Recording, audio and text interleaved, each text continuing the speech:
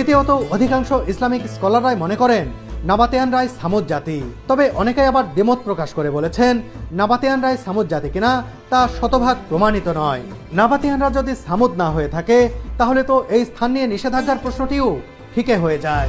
এ নিয়ে আমি কথা বলেছি মদিনা প্রবাসী content creator engineer Shahidul Islam ভাইয়ের সাথে। এ বিষয়ে তার বিস্তর জানাশোনা আছে, একই সাথে তিনি বেশ কয়েকবার এই জায়গায় এসেছেনও। বন্ধুরা, আমরা চলে এসেছি জাবাল আর আহমারের কাছে।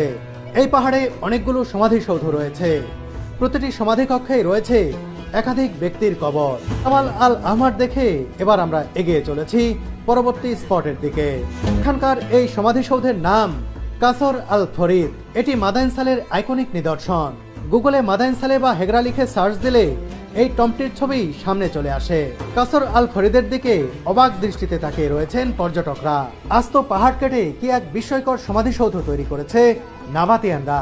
এটি এখানকার অন্য সব সমাধিসৌধ থেকে একেবারে আলাদা, কারণ অন্য সবগুলো পারিবারিক সমাধিসৌধ, যেখানে প্রতিটি সমাধিকক্ষে একাধিক মানুষকে সমাহিত করা হয়েছে।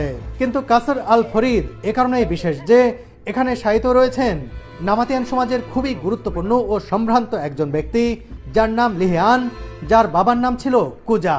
এ কারণে এটিকে টম্ব অব লিহানও বলা হয়ে থাকে। তবে কোনো প্রত্নতাত্ত্বিক মনে করেন এখানে লিহানের পরিবারের অন্য সদস্যদের সমাধিও থাকতে পারে।